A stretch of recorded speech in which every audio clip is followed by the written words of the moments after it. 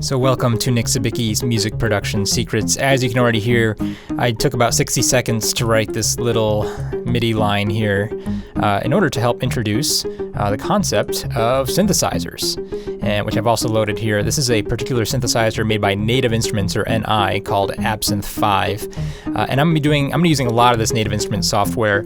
Let me stop that music. I'm using a lot of that Native Instruments software during these videos just because, number one, I use a lot in my own production, and I'm not alone on this. This is has been amazingly successful software packages, or has been an amazingly successful company in terms of the world of music production. Basically, everyone has it, and if you don't have it, you just don't have it. It's just one of those staples that just everyone has. One of the bands I also work with, Tritonal, I want to give them a quick shout out. They actually just got sponsored by Native Instruments, and now they're getting all of their high-end software for free, which is great, among some other things. That some other fringe benefits from being sponsored by them. But anyway, so there's my little plug for both Native Instruments as well as Tritonal. You can check them out all over the place, I guess. But anyway, back to the subject at hand. Today we're talking about synthesizers. The first thing you need to know is what a synthesizer does, and it's pretty simple and both complicated all at the same time.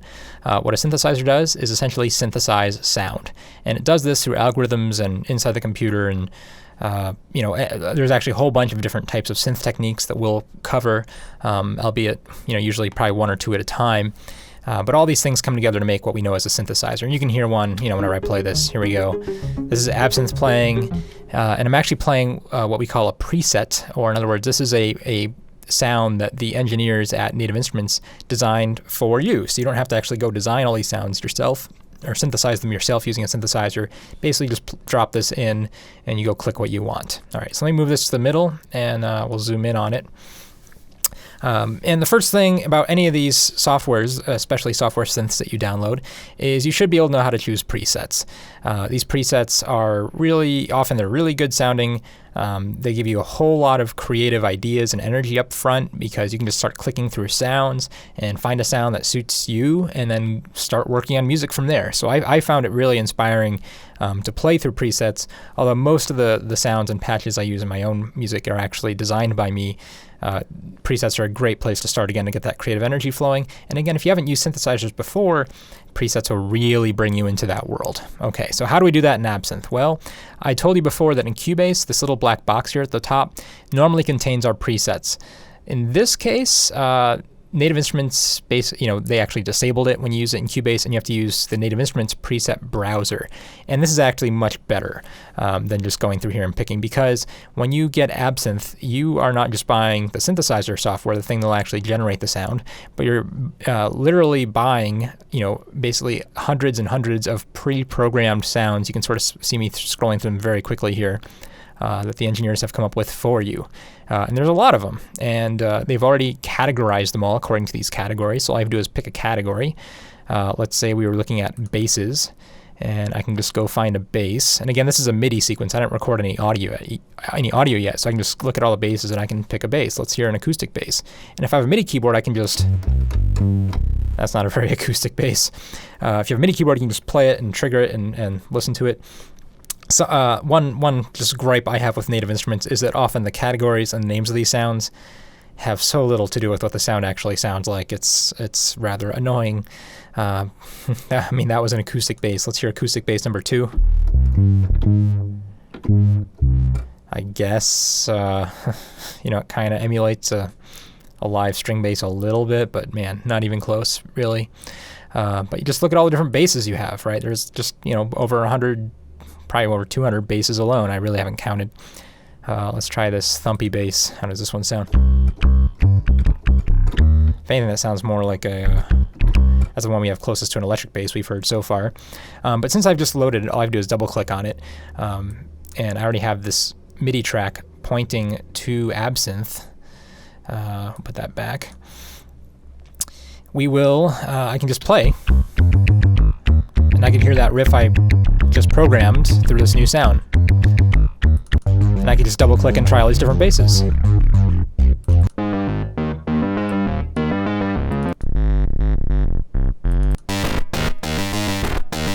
And some of them will sound better than others. All right, so that's pretty cool. Let's go find another patch. How about, let's look at some of the organs. Organs might work. So again, I can filter organs, and then we have all these different subtypes of organs. So I can say, you know what, I want all of just the electric organ sounds. And not only is it going to find me all the organs, but it's only going to find me the electric organ. So here, let's try this easy organ. Or how about the fuzz click bass organ? Just double click to load. All right, so that's super easy. I think you guys got it. I don't have to tell you how to use presets at this point. You probably want to get a little more into the meat and potatoes of how this works. To do that, if you want to look at any of these sounds, it's actually quite easy in Absynth. You have these 8 tabs across the top. All you have to do is just go to a different tab, and you can see what the settings are on that tab. This is actually the patch setup for the organ that sounds like this. Again, not very organ-like, but this is how you'd actually set it up. This looks a little complicated. Let's start from the very beginning, okay, from the top. So in order to do that, I'm going to say File, New Sound. And in the patch window, you can see all these different modules, but let me draw your attention to the very first module. This is an oscillator. The job of an oscillator is to oscillate, just basically make an electronic signal, or represent, we'll say represent because it's all digital zeros and ones now, I guess. Represent an electronic signal that basically goes back and forth. And from our How Sound Works videos, if you guys watch those, you know that our definition of a frequency is just something that, you know, a molecule, an air molecule, that will push back and forth so many times a second. In other words, it's just an occurrence over time. And in this little tiny chart right here, you can actually see that the air molecule will be pushed forward and then pulled back. That's what it's graphing. And this is basically the electrical signal that it will send to your speakers, your audio monitors. And if you were able to watch with a super high-speed camera, you'd actually see the speaker cone push out at you and then pull back at you just like that. This happens very fast. Now, however, when we play an oscillator, again, it has to be a recurring occurrence in order for it to sound like a frequency. And that's often determined by the MIDI note that you play. But for right now, I'm just going to show you, I can specify the frequency right here. So what this is happening, it's going to generate a single sine wave. This is a sine shape. Remember math class. In other words, it's push out and then push back and then push out and push back. And it's going to do this repeatedly at 220 times a second. And that's in hertz, cycles per second. Okay, so that's all that's happening. So if I play a note on my MIDI keyboard, you should hear a tone at 220 hertz per second. Dynamite. Let me turn that up just a little bit louder. Again, that's kind of hard to hear just because it is a sine wave. It doesn't have any extra overtones. And if you have a computer that doesn't play lower frequencies well, you really won't hear it much at all.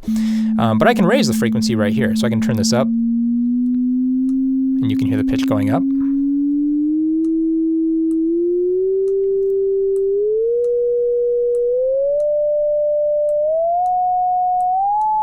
And et cetera, et cetera. So I can adjust the hertz here. Normally, we're not going to use a synthesizer to just generate one frequency. Rather, we're going to use it to generate a whole bunch of frequencies. And in Absynth, this is called transpose mode. And how this works is whatever MIDI note comes in is going to play this shape at the equivalent frequency. So in other words, you may have heard the expression A440. That means the middle A on the piano is tuned to 440 hertz. So if I have my MIDI keyboard in front of me, you guys can't see it, but it's there. If I were to play A, that's not the wrong A, sorry. Let's find the right A. Nope, there we go. There's the A440. Right now I'm just playing one note, but it's playing 440 hertz. If I were to play the A below that, that's actually 220 hertz, the tone we just heard. And the E in between is actually 330. I can play them all together. So I can just add all these different frequencies together all at the same time, but they're all just this sine wave shape. And so far, you're not impressed. I understand. Let's take it a step further. Instead of using a sine wave, let's change the shape. How about a triangle wave? And you can see instead of being a nice smooth curve, it's a little pointy now. Let's listen to this. And I can even just hit spacebar and play my original recording through triangle waves. Not bad.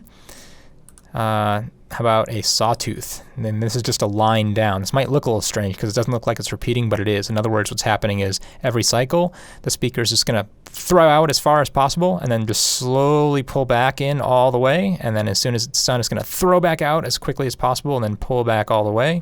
It's going to sound very buzzy like this.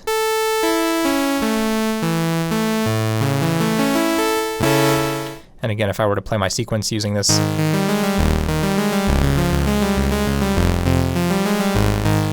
and I would say probably if you're interested in trance music or house music and dubstep, when people are using synthesizers, especially from your classic wave shapes, the sawtooth wave is actually probably the most common wave shape to start with, about 70% or more of the time. It's really versatile, even though it sounds really buzzy and kind of nasty. We can use a series of filters to actually filter out the parts of the sound we don't want.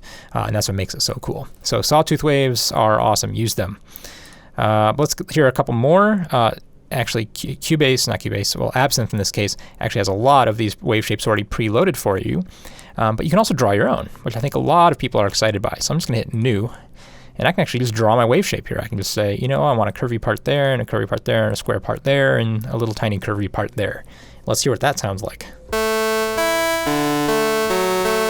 Actually sounds very buzzy, similar to the sawtooth wave, doesn't it? And I can, maybe make a new shape. How about this one? Still like a sawtooth wave.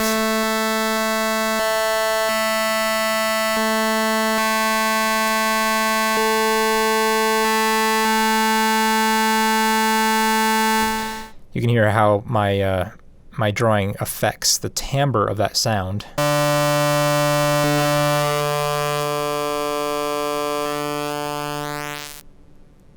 And do you hear what happens when I make a straight flat line? Well, essentially, it's just telling the speaker to do that. In other words, just don't go anywhere, just stay put.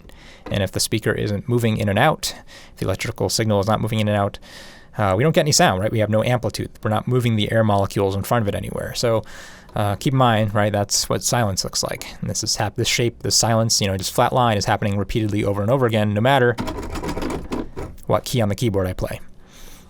All right, so you can draw your own waves. That's cool.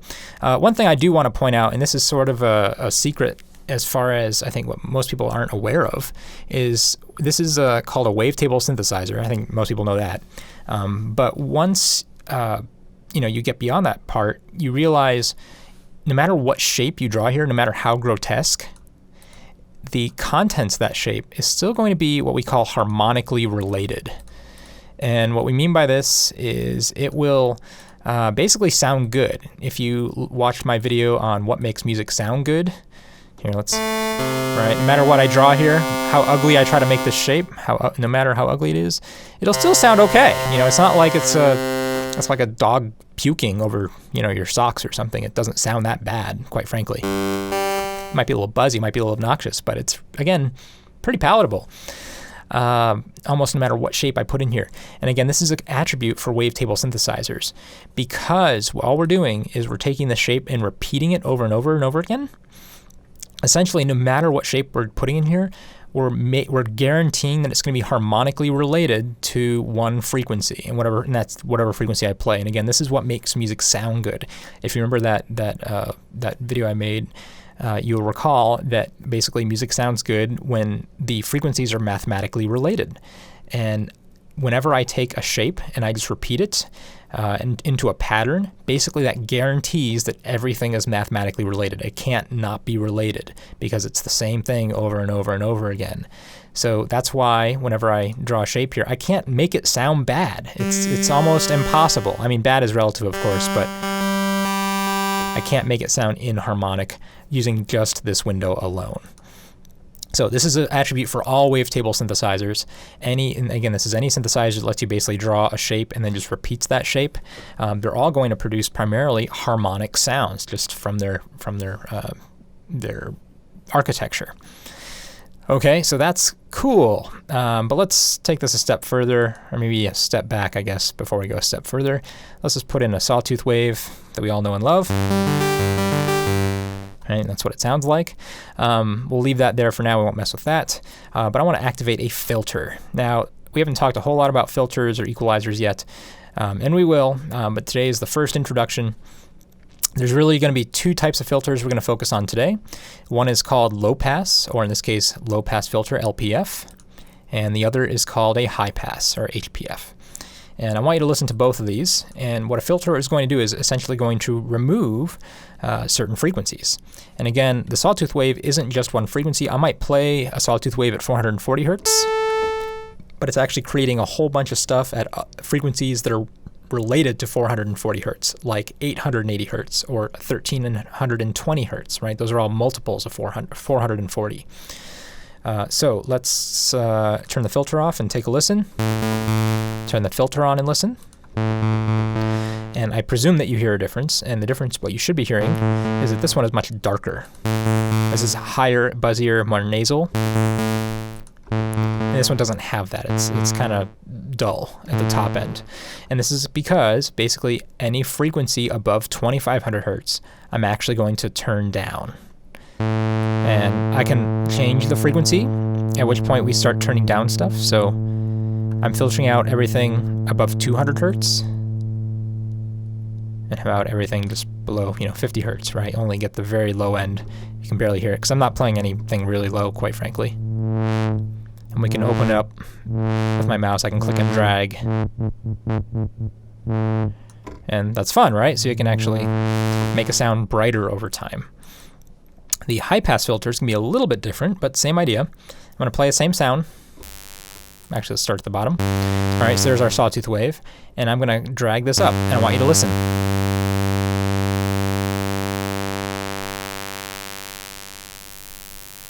Do you hear how it still has its top end, so it still sounds very high and nasal and buzzy, but it doesn't have any bass anymore. I'm playing a very low note, but it has no low end whatsoever.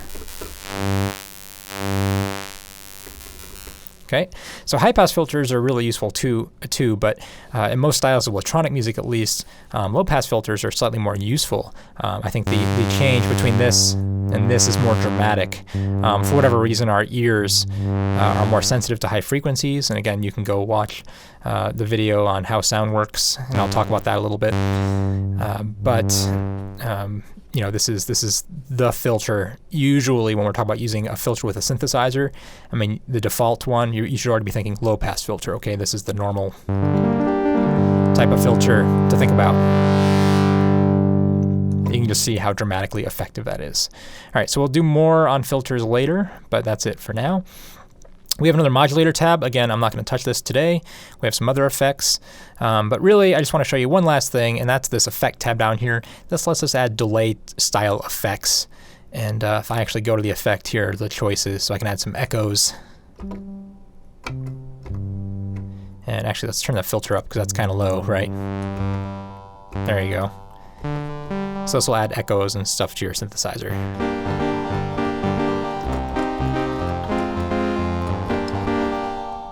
And you can edit and change these parameters as well. Okay, so again, today was the really crude introduction to Absynth. Stay tuned for the next video where I actually dig into all of these parameters a little bit more, so you'll learn a little bit more about how to design your own sounds, which can be super powerful. You won't want to miss it.